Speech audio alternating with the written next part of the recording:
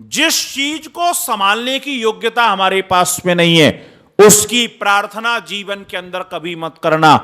एक चीज का यह ध्यान रखना कि जब किसी से प्रार्थना करो तो यह देख लो कि जिससे मांग रहे हैं उसके पास में वो वस्तु है या नहीं है। अगर वो वस्तु उसके पास में नहीं है तो वो प्रार्थना उससे नहीं करनी चाहिए। आप कभी अनुभव करके देखिएगा, आप अगर कपड़े वाले की दुकान पर जाएं और कहें भाई साहब आप शहर के सबसे बड़े कपड़े के व्यापारी हैं, आप एक काम कीजिए 2 किलो मिठाई मुझे तौल दीजिए, तो वो आपको देखेगा और कहेगा क्या आगरा ग्वालियर से आए हो, पागल खाने से आए हुए हो क्या? आपको पता नहीं यहां कपड़े मिलते हैं, यहां मिठाई नहीं मिलती है। उसके पास में वस्त्र हैं, उससे मांगना है तो वस्त्र मांगिए। ऐसे ही संसार में या परमेश्वर के पास उन चीजों को मत मांगिए। हमारी मांगे क्या होती हैं? आप कभी बाइबल को उठा करके देखिए, वहां उन्होंने मांगा कि हे गॉड हमें जो है ब्रेड दे दो, डबल रोटी दे दो। अब आप सोच के देखिए, भगवान ने कोई ढाबा खोल रखा है जो हमें डबल रोटी देगा? भगवान से अगर हम ये प्रार्थना करें कि ईश्वर हमारे घर में झाड़ू पोंछा लगा दो, मेरे शरीर में बहुत दर्द हो रहा है, मेरे बर्तन आकर के मान जाओ, क्या ईश्वर इन प्रार्थनाओं को स्वीकार करेगा? ऋषि तो ये कहते हैं अगर किसी के अकल्याण की भी प्रार्थना की तो वो भी ईश्वर स्वीकार नहीं करता है। कहा महाराज स्वीकार करना चाहिए। ऋषि ने कहा अच्छा एक बात बताओ, 2 व्यक्ति आपस में लड़ रहे हैं, अब एक व्यक्ति ने प्रार्थना की मैं जीतूं और दूसरे व्यक्ति ने प्रार्थना की मैं जीतूं, तो भगवान किसको जिताए? तो वो कहता है, वो प्रश्न करने वाला बोले महाराज जिसकी प्रार्थना जितनी मजबूती से हो उसको जिताए। तो ऋषि कहते अच्छा एक बात बताओ कि जो ज्यादा प्रार्थना करेगा उसको ज्यादा जिताएगा, लेकिन जो कम प्रार्थना करेगा तो भगवान को उसको भी जिताना पड़ेगा। कैसी अव्यवस्था समाज के अंदर हो जाएगी। कहा ईश्वर ये प्रार्थनाएं स्वीकार नहीं करता है। जब भगवान से प्रार्थना करें तो उस समय एक चीज का ध्यान रखें, अहंकार से मुक्त होकर के प्रार्थना करें। प्रार्थना करने का जो प्रतिफल ऋषि लिखते हैं वो यही लिखते हैं कि आपके जीवन से अहंकार शून्यता आ जाए। जिस समय प्रार्थना करें तो क्या कहें? वेद ने कह दिया कि अगर अहंकार से युक्त हो तो आप ईश्वर के सच्चे भक्त नहीं हो सकते हो। महाभारत के अंदर एक प्रश्न पूछा युधिष्ठिर ने भीष्म पितामह से, पितामह एक बात बताओ, ये परमेश्वर का भोजन क्या है? ये भगवान खाता क्या है? दुनिया में सब कोई कुछ ना कुछ खाता है, क्या भगवान का भी कोई भोजन है? तो भीष्म पितामह उत्तर देते हैं कि हां ईश्वर का भी भोजन है।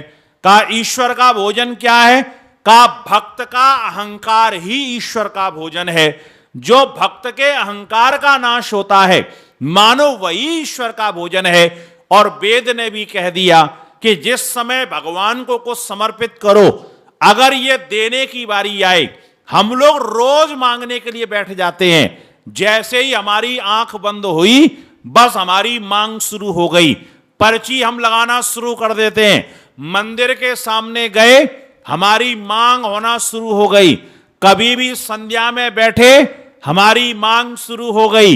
यज्ञ करना शुरू किया, भगवान से मांगना शुरू कर दिया। कहा ईश्वर के पास में जाओ तो केवल मांगो मत, कभी एक विचार करके देखना। एक आध दिन आप उपासना में बैठना और कहना भगवान मैं आपसे रोज मांगता हूं, आज आप मुझसे मांग लीजिए। आपको भी तो कुछ चाहिए होगा, आप बताओ आपको मुझसे क्या चाहिए। तो वेद कहता है ईश्वर फिर आपसे एक चीज मांगेगा। और वो कौन सी चीज मांगेगा? नमो भरंत एमसी। आपके जीवन की जो नम्रता है उसको बरकरार रखना। अपने जीवन का जो अहंकार है, हमको छोटी छोटी चीजों पर अहंकार आ जाता है। थोड़ा सा ज्ञान आ गया तो अहंकार आ गया, थोड़ा सा हमारे पास बल आ गया तो अहंकार आ गया, थोड़ी सी हमारे पास में योग्यता आ गई तो अहंकार आ गया, थोड़े से ऊंचे पद पर बैठ गए तो हमको अहंकार आ गया, थोड़ा हमारा कुनवा अगर बड़ा हो गया तो हमको अहंकार आ गया, थोड़ा सा हमारे पास धन संपत्ति आ गई तो हमको अहंकार आ गया। मनुष्य को यह सोचना चाहिए कि इस संसार में विद्या कितनी भी आ जाए, कोई व्यक्ति चाहे ऋषि मुनि की पदवी पर पहुंच जाए, अगर ज्ञान का अपने स्तर देखें, संपूर्ण ब्रह्मांड में जितना ज्ञान है, अगर उस ज्ञान को अपने ज्ञान के साथ में तुलना करें और उसका प्रतिशत निकालें, तो संपूर्ण ब्रह्मांड के ज्ञान की तुलना में हमारा जो ज्ञान होगा ना, वो 0,0,0,0 और माइनस में जाकर के कितने प्रतिशत होगा हम सोच ही नहीं सकते हैं। अगर हम अपना धन संपत्ति को देखें और संपूर्ण ब्रह्मांड की धन संपत्ति को रखें, उसमें से अगर अपना औसत निकालें तो हमारी संपत्ति कितनी होगी, आप कल्पना करके देखिए। अगर बल का अहंकार करें तो पूरी दुनिया का बल देखें और उसमें हमारे बल का प्रतिशत देखें तो कितना प्रतिशत आएगा। आप विचार करके देखिए, अगर पद का प्रतिशत देखें, कोई आदमी भले राष्ट्रपति ही बन जाए, लेकिन इस ब्रह्मांड का पति तो नहीं बन सकता है, पूरे संसार का, पूरी कायनात का स्वामी तो नहीं बन सकता है। अगर उसकी तुलना में देखें तो एक देश का अगर मुखिया बन भी गए तो हमारा वो मुखियत्वपना जो है वो कितने प्रतिशत उसके सामने होगा। अहंकार हम करें तो करें किस बात का। आप एक विषय में विशेषज्ञ होंगे, दूसरे विषय में अनभिज्ञ होंगे। आप एक विषय के प्रमुख बनेंगे, दूसरे विषय में आपकी कोई योग्यता नहीं होगी।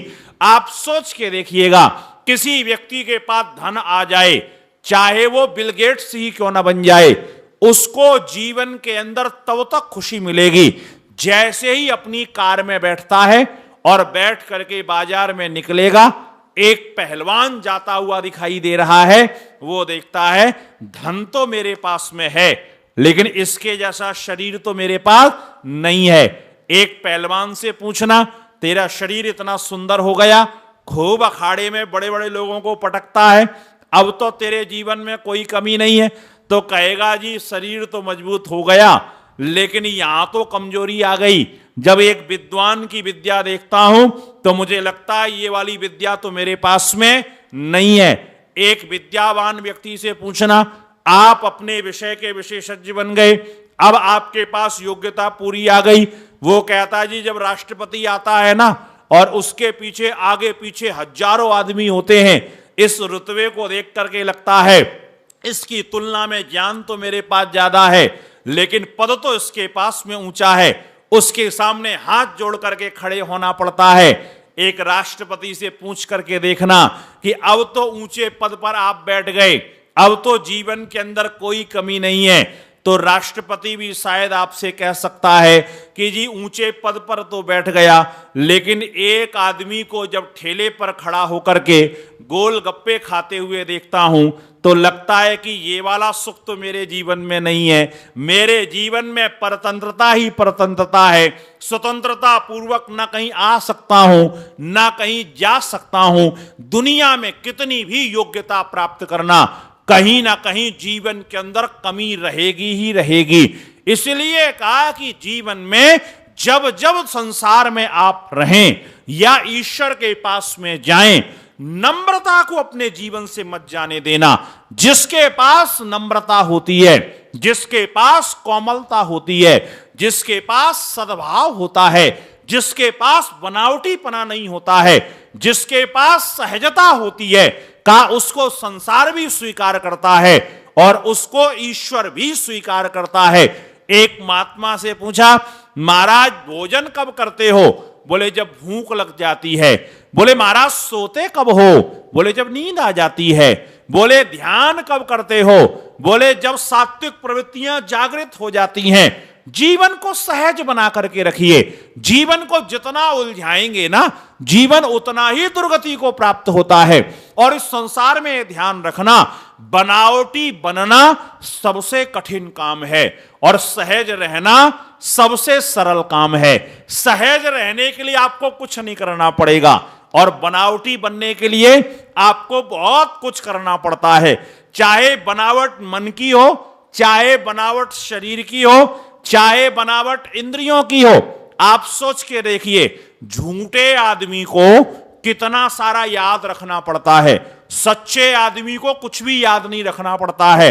झूठे के साथ क्या होता है, बोले जी उससे क्या बोला था, अब याद रखो, कहीं क्रॉस हो गया, इसको कुछ और बता दिया, उसको कुछ और बता दिया, आपस में कहीं दोनों मिल गए तो मेरी पोल खुल जाएगी। इसलिए झूठे आदमी को बड़ा याद रखना पड़ता है, सच्चे आदमी को कुछ भी याद नहीं रखना पड़ता, सहज वो रहता है। आप चेहरे की बनावट में अगर लगो तो आप कल्पना करके देखिएगा, सजना संवरना बुरा नहीं है, लेकिन जो अति होती है ना, वो अति जीवन के अंदर विनाश की ओर लेकर के जाती है। जीवन में सब काम सामान्यतया करो, सहज होकर के करो। आप जीवन के अंदर नम्रता से युक्त होकर के रहो। अगर अहंकार होगा, ईश्वर कभी भी हमको स्वीकार नहीं करेगा। ईश्वर के पास जाओ, नम्र होकर के जाओ, ईश्वर के पास जाओ, सहज होकर के जाओ, ईश्वर के पास जाओ, प्रेम से युक्त होकर के जाओ, ईश्वर के पास जाओ, सद्भावनाओं से युक्त होकर के जाओ। जीवन की मिठास, जीवन की सद्भावता, जीवन की सदाशयता सदा स्थापित करके उसको रखें। तो जीवन में अहंकार युक्त होकर के प्रार्थना मत करना। लेकिन हम तो इतने विचित्र हो गए हैं, भगवान से जब मांगते भी है ना, तो केवल नम्रता से नहीं मांगते हैं, हम भगवान को डरा करके मांगते हैं। तूने हमारी ये प्रार्थना स्वीकार नहीं की तो कल से संध्या करना बंद कर दूंगा। मतलब तेरी संध्या करने से मानो ईश्वर को कोई फर्क पड़ने वाला है।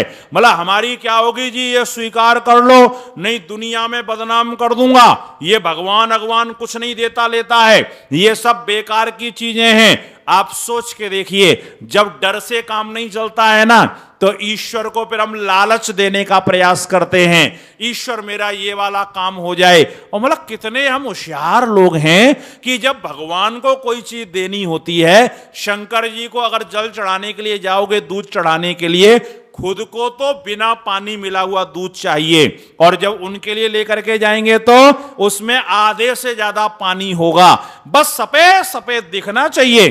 कोई पूछे जी पेवर क्यों नहीं चढ़ा रहे, बोले जी वो तो भोला भंडारी है, वो बेचारा कुछ नहीं जानता है, वो तो क्षणे रुष्टा क्षणे तुष्टा है, जरा से में खुश हो जाता है। मतलब जब उसको देना है तो जीवन की सबसे खराब चीज देंगे, उससे मांगने के लिए जाएंगे, उसको लालच देंगे। आप कल्पना करके देखिएगा, हमारी मांग भी कैसी होती है कि हे भगवान, बेटे की नौकरी अगर लग गई तो 1 किलो लड्डू का प्रसाद जरूर चढ़ाऊंगा। मतलब कितने हम होशियार हैं। नौकरी कितने की चाहिए, 2 लाख रुपए महीने की चाहिए, और लड्डू कितने चढ़ाए जा रहे हैं, 200 रुपए के लड्डू चढ़ाए जा रहे हैं। मतलब रिश्वत भी दे रहे हैं, तो कैसी रिश्वत दे रहे हैं, और रिश्वत देते हुए भी कैसी होशियारी करते हैं। हमारे उपदेशक सुनाया करते हैं कि एक व्यक्ति जो है, खजूर का एक पेड़ लगा हुआ था बहुत लंबा सा, मन में आया खजूर खाना चाहिए। अब पेड़ में चढ़ना शुरू किया तो आधे पेड़ पर चढ़ पाया था कि उसकी हिम्मत जो है जवाब देने लगी। तो प्रार्थना करता है, हे भगवान, अगर मैं आज खजूर तक पहुंच जाऊं ऊपर, तो मैं आपको एक नए पैसा मैं जो है आपको जरूर चढ़ाऊंगा। कहते हैं कि जैसे उसने प्रार्थना की, कुछ प्रार्थना की ताकत, कुछ उसमें हौसला बढ़ा, कुछ विश्वास आया, थोड़ी सी हिम्मत की ऊपर चढ़ा, और जैसे ही चढ़ा ऊपर और जाते ही खजूर के ऊपर उसने हाथ रखा, हाथ रखते ही तुरंत बोलता है, भगवान आपको क्या लगता नहीं है ये 1 रुपया कुछ ज्यादा नहीं हो जाएगा, इतने से काम के लिए तो कुछ ज्यादा सा लगता है। का उसी समय पता नहीं क्या हुआ कि इसका हाथ फिसला, जमीन पे आकर धड़ाप से गिरा। जैसे ही गिरा तो कपड़े झाड़ करके कहता है, क्या भगवान आप मजाक भी नहीं समझते हो, मुझे नीचे पटक दिया लेकर के, मैं तो आपसे मजाक कर रहा था।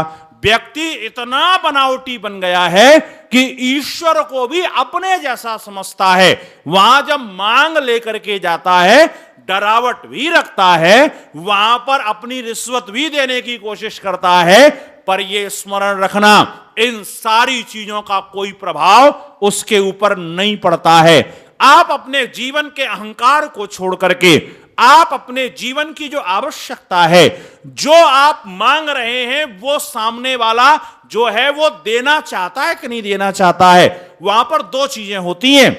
एक बार तो यह देखना पड़ता है कि जिससे मांग रहे हैं उसके पास में देने के लिए वो चीज है कि नहीं है। और कई बार ऐसा होता है कि वो वस्तु तो उसके पास में है, कदाचित वो हमें देना चाहता है कि नहीं देना चाहता है, यह भी देखना पड़ता है। तो ये दोनों चीजों का निरीक्षण करना कि जो चीज मैं मांग रहा हूं उसकी योग्यता मेरे अंदर है कि नहीं है, जो चीज मैं मांग रहा हूं वो देने वाले के पास में है कि नहीं है, वो मुझे देना चाहता है कि नहीं देना चाहता है, मैं कहीं अहंकार से युक्त होकर के तो नहीं मांग रहा हूं, और मेरे जीवन के अंदर जो मैं मांग रहा हूं उससे समाज का कल्याण होगा या समाज की हानि होगी। ये सारी चीजों को वहां पर देखना पड़ता है। तो जब प्रार्थना करो तो बहुत विनम्रता के साथ में करो। और मैं तो एक चीज कहा करता हूं, जिस दिन हमारा कर्तव्य कर्म पूरा हो जाएगा उस दिन मांगने की आवश्यकता नहीं पड़ेगी। वो ईश्वर अपने आप हमारी झोली को भरने के लिए तत्पर बैठा हुआ है। जिस दिन हमारा पुरुषार्थ पूरा हो जाएगा, पूरी योग्यता को अपनी हम छौंक करके रख देंगे, उस दिन ईश्वर के सामने झोली फैलाने की आवश्यकता नहीं है। बस आवश्यकता इस बात की है हम योग्य बन जाएं, हम पात्र बन जाएं। जिस दिन हमारा पात्र योग्यता से मजबूत हो जाएगा उस दिन हमको मांगने की आवश्यकता नहीं पड़ेगी, परमेश्वर हमको प्रदान कर देगा। एक छोटा सा बच्चा अपने पिता के साथ में एक दुकानदार के पास में गया। जैसे ही दुकान पर पहुंचे तो सेठ जी ने देखा उसके पिता की उसकी आपस में दोस्ती थी। दोनों ने आपस में एक दूसरे को देखा, मुस्कुराए। उन्होंने कहा भाई साहब बहुत दिनों के बाद में आए। बोले हाँ, इधर आना नहीं हुआ। बोले ये साथ में बच्चा कौन है? तो उन्होंने कहा ये मेरा ही बेटा है। इतने दिनों तक घर में नहीं आते हो, तुम्हें कैसे पता चलेगा कि ये बच्चा किसका है? कहते जब उसने इस बात को कहा तो बात को कहते ही उस सेठ जी के मन में एक भाव जगा और सेठ जी ने कहा बेटा वो सामने काजू की बरनी रखी हुई है, उसमें से काजू ले लो और थोड़े से काजू खा लो। अब जैसे ही उसने कहा तो कहा बच्चा वहां से टस से मस नहीं हुआ। तो थोड़ी देर में उसने फिर से कहा बेटा वो काजू की बरनी रखी है, उसमें से काजू लेके खा क्यों नहीं लेते हो? बच्चे ने फिर भी नहीं सुना। जब नहीं सुना तो सेठ जी को ये लगा कि जैसे माता पिता आजकल सिखा देते हैं कि कोई कोई चीज दे उसकी चीज लेना मत, इसके माता पिता ने भी सिखाया होगा। उन्होंने उसके पिता की तरफ को देखा, कहा भाई साहब बच्चे से कहो ना काजू ले ले। कहते इसके पिता ने कहा बेटा अंकल जी कह रहे हैं जाओ काजू ले लो जा करके। लेकिन बच्चा कहते फिर भी नहीं हिला। जब बच्चा फिर भी नहीं हिला तो कहते उसके बाद में सेठ जी ने उसके पिता की तरफ को देखा और कहा कि आपका बच्चा जो है ना ये शर्माता बहुत है। दोनों मुस्कुराए। सेठ जी उठे, उन्होंने काजू की बरनी खोली और काजू जैसे ही निकाल के बच्चे की तरफ को किए तो बच्चे ने अपना कुर्ता आगे ऐसे करके कर दिया। जैसे ही कुर्ता किया तो दोनों हंसने लगे। बोले अभी इतना शर्मा रहा था और अब कुर्ता आगे कर दिया। बच्चे ने काजू लेके जेब में रखे, जेब में रख करके और जब पिता के साथ में चला तो पिताजी रास्ते में समझाते हैं बेटा शर्म करना चाहिए, लेकिन इतनी शर्म करना भी जरूरी नहीं है। अरे सेठ जी कह रहे थे तो काजू ले लेते। बच्चे ने कहा पिताजी शर्म कौन कर रहा था? बोले शर्म नहीं कर रहे थे तो और क्या कर रहे थे? सेठ जी ने कहा मैंने कहा तुमने नहीं लिया। और बेटा एक चीज का ध्यान रखना, इस दुनिया में जिसने की शर्म उसके फूटे कर्म। शर्म नहीं करना चाहिए, और चीजों में भले कर लो लेकिन खाने और पीने में तो बिल्कुल मत करना। हमारे संस्कृत के अंदर एक पंक्ति आती है परान्नम दुर्लभम लोके शरीराणी च पुना पुना। दूसरे का अन्न बड़ी मुश्किल में मिलता है, ये शरीर तो बार बार मिल जाएगा, इसलिए खाते खाते मर भी जाओ ना तो चिंता मत करना उसकी। दूसरे के खाने में कभी शर्म नहीं करना चाहिए बेटा। वो कहता पिताजी मैं शर्म नहीं कर रहा था। बोले शर्म नहीं कर रहा था तो काजू क्यों नहीं लिए? तो बच्चा कहता देखो पिताजी एक बात बताओ, अगर मैं अपने हाथ से काजू लेता तो मेरे हाथ तो बहुत छोटे छोटे थे, मैं कितने काजू ले पाता? मैं कितनी भी बड़ी मुट्ठी बनाता तब भी काजू मेरे पास थोड़े से ही आते। और सेठ जी ने जब अपने हाथ से दिए ना तो सेठ जी की मुट्ठी बड़ी थी, वो कितना भी कम देते, मेरे देने से तो ज्यादा ही वो देते, इसलिए मैंने नहीं ली। बस भगवान के पास में जाना तो यही सिद्धांत अपना के जाना, मैं मांगूंगा तो मेरी समझ कम है, मेरी योग्यता कम है, मेरी अल्पज्यता है, मैं कितना मांग पाऊंगा, और जब भगवान हमको देगा तो हमारे मांगे से ज्यादा ही देगा, इसलिए हमको मांगने की जरूरत नहीं है। अपना पात्र स्वच्छ करो, आपके पास जितना स्वच्छ और जितना बड़ा पात्र होगा वो भगवान आपकी उतनी ही पूर्ति करने वाला होगा, ईश्वर आपकी पूरी पूर्ति करेगा, बस योग्यता हमारे जीवन के अंदर आ जाए। इसलिए कह दिया कि ईश्वर उस दिन हमारा चयन करता है जिस दिन योग्यता हमारे जीवन के अंदर आ जाती है। उपनिषद के ऋषियों से पूछा वो ईश्वर कैसे मिलता है, उन्होंने कह दिया ना अयम आत्मा प्रवचनेन लभ्या न मेधया न बहुश्रुतेन, ये परमेश्वर ना बहुत प्रवचन सुनने से मिलता है, ना बहुत सारे शास्त्रों को सुनने से मिलता है, ये तो जिस दिन आपकी योग्यता बन जाएगी उस दिन वो आपका चयन कर लेगा और उसके गोद में बैठने के हम अधिकारी बन जाएंगे। इसलिए अपनी योग्यता का सृजन करना है। तो ये भक्त जिस समय मांगता है परमेश्वर से तो क्या कहता है, पिता ना असी आप मेरे पिता हो, नमा ते अस्तु मैं आपको नमस्ते करता हूं। कहा बेटा चाहिए क्या, तो कहता पिता नो बोधि, हे मेरे पिता मुझे बोध दे दो, मेरे जीवन के अंदर बोधत्व की स्थिति आ जाए।